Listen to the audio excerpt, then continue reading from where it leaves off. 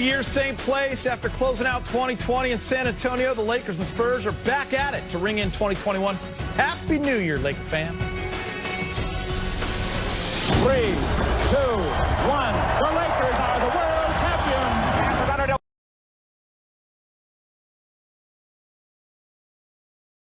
Will. He puts it up and slams. Magic down middle, just what I thought. A hook shot at 12. Good!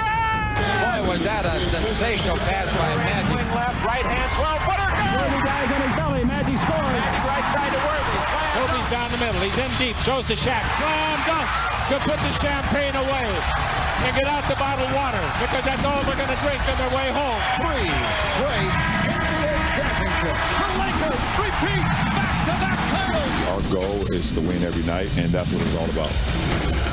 Schroeder again attacks. Montrez cleans up. And that energy plus off the bench.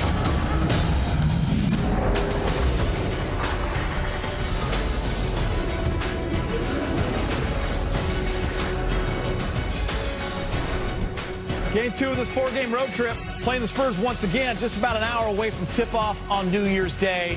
It's 2021. Hello and welcome to Access Sportsnet Lakers, brought to you by your Southern California Toyota dealers. Chris McGee, Big Game James Worthy, Robert Ory. We got Mike Bresnahan. We got Mike Trudell. Go ahead and put that on. Happy New Year, fellas. Big Yes. game 2021. He gone. 2021, baby. New year. I'm happy, man. It's a new year. Breath of fresh air, time to move forward, take care of some things. Yeah. Nice hat, Rob. Bama Thanks, once man. again rolling. Rob, I know you like to kick off your New Year's Day with that. Hey, what better way to start out with an Alabama win? Then we're going to get a Laker win. Yeah. It's a great New Year. When you play Notre Dame, is it nice because you know you don't even have to sweat it? Like Of you don't course. even have to worry. You know, Notre Dame probably right now is so overrated. This program. I'm not. Oh, we're going to go on to something else. Because I want Notre Time to Dame talk some fans Laker start playing, basketball. Hat looks good on you Hat looks backwards. good, by the way. It Real looks good good. on you backwards, too. You gotta Some turn news it right out of the gate. Coming off a 26-point game on his 36th birthday, LeBron James, originally listed as questionable with left ankle soreness. He is going to play tonight. Every time LeBron hits the court, there's another record. He has 1,000 consecutive games with 10 or more points. Let's dive in a little deeper on that one. The longest streaks with 10 or more in NBA history. LeBron is leading, and it's not even really close. Michael Jordan is below him at 866 consecutive games, followed by Kareem, the mailman, and KD. He's been on this streak since January 6, 2007. After the win against the Spurs, LBJ discussed his approach to every game. I just go out and try to prepare and be the best every night when I step on the floor. And if I'm in uniform, I got to do things to help our team win. You know, that's the scoring, rebounding, defending, assisting, doing the little things, you know, and just be available for my teammates, you know, throughout the course of the game when I'm on the floor and also on the bench. And I've been fortunate enough to do that in my career for the majority of it. I give a lot of credit to my teammates and my coaching staffs that I've had over the course of my career that has allowed me to be who I am and allowed me to use my influence, you know, for the better of the team as well. Brad continued on his own record with 1,000 straight games, 31 points tonight. What's it like having a teammate that you know that you have the consistency, and there's more that he does than just scoring, but knowing you're going in to play a game and you're like, okay, well, I have this, and then we can build from there. That's good because we're able to build a team and build our, you know, our schemes around it. When we have a guy who knows he's going to consistently score at least 10 points, consistently, you know, get assists and pass the ball, and you know, a guy who's going to consistently rebound. Then we know what we have, and we're able to build on it and be able to make our schemes and make adjustments based off of that. So it's good when you have a consistent player, and it just makes our jobs a lot easier. LeBron and I know we talked about this in the postgame show just a couple days ago, 1,000 straight games with 10 or more points. I mean, it's incredible, really. And it's not just incredible because of the 10 points, but he's always available. Big game. That's one thing we see with LeBron. And when he plays, he delivers every time. Yeah, the one thing I heard from his interview there was I prepare. You know, there's a lot that goes into that statement. I prepare. He always prepares no matter what. This first season here, he only played 55 games. They called him old, wrote him off. What did he do? He got back in the lab, start preparing again, getting his body ready, getting his mind ready. Wash King. And, he also prepares.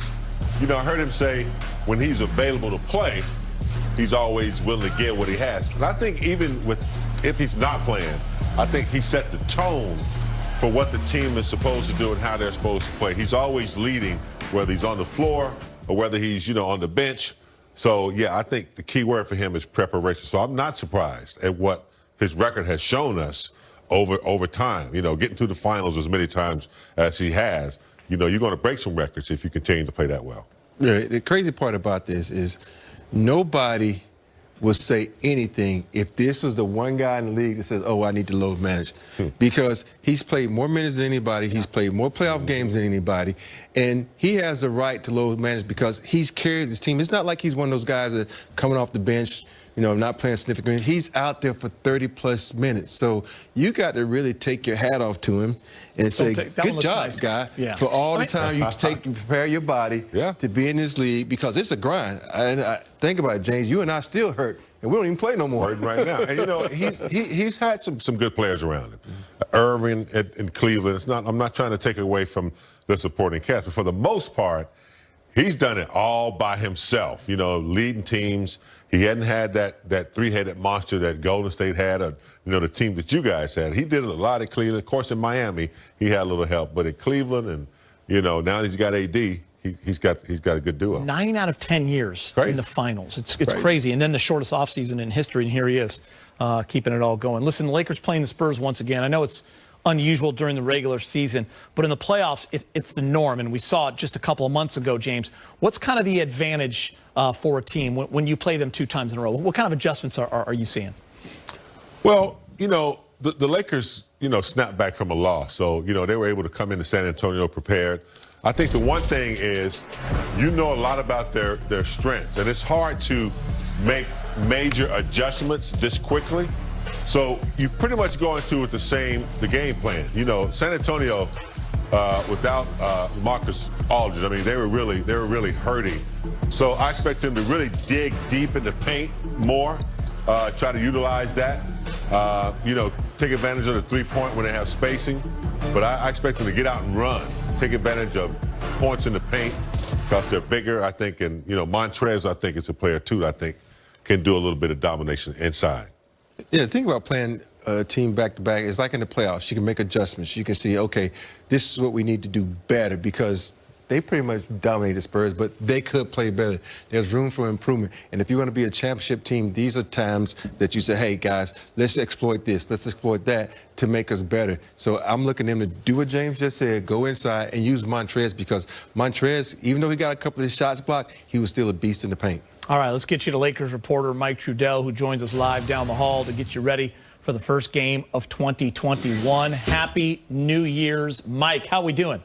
Hey, Happy New Year to you guys. Nice to see you from, what are you, about 40 feet away through the Tops. walls here? Yeah, around there. All right, here in the green room. It's nice to see everybody as well. And with Frank Vogel, the thing that I wanted to start with him on was just what's the impact that Marc Gasol has had on the early season offense? You think that the Lakers, of course, last year did not have a stretch option at the 5 position, and it does seem to be helping things in terms of shot making, moving the basketball, some things that Big Spain is, of course, pretty good at. So here's Frank Vogel on that topic and others moments ago.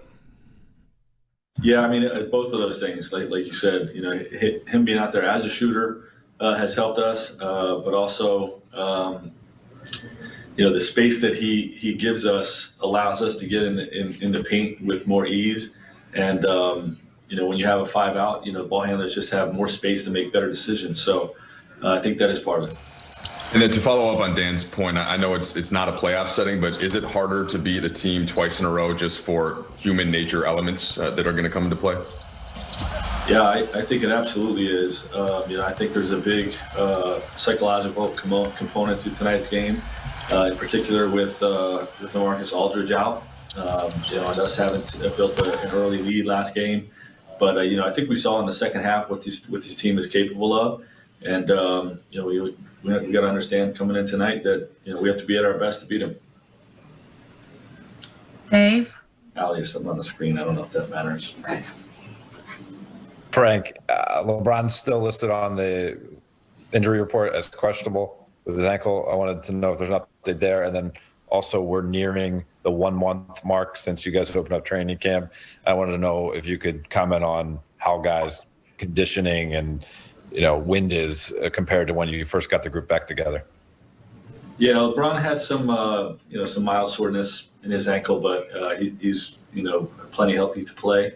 So we'll continue to have him on the injury report, as long as there's some of that soreness. And in terms of the 1 month marker, I think we still have a long way to go with in terms of getting our legs under us and getting our conditioning where we want it to be. But I do want to credit the medical team and the coaches that have been doing the workouts. For just making the best of a difficult situation with the offseason. And I think they've handled the ramp up really well, and got these guys playing at a pretty high level. All right, there's Frank Vogel. Now, it is going to be tough to beat a team twice in a row. That's not something you typically have to do in the regular season, just for the mental aspects that come into that. Nobody likes losing twice in a row, so there's a little bit more on the line there. But Vogel thinks that they can get past that. And, by the way, Gator, nothing on the screen. Frank, I appreciate him letting us know there, but it was good. We could see him just fine. Everything was okay. Appreciate that, Mike. Let's start off 2021 the right way with a win. We're counting down to Lakers' first tip-off of 2021 at the top of the hour. One of the coolest moments in sports happened just 2 nights ago when Becky Hammon took over the reins on the Spurs bench.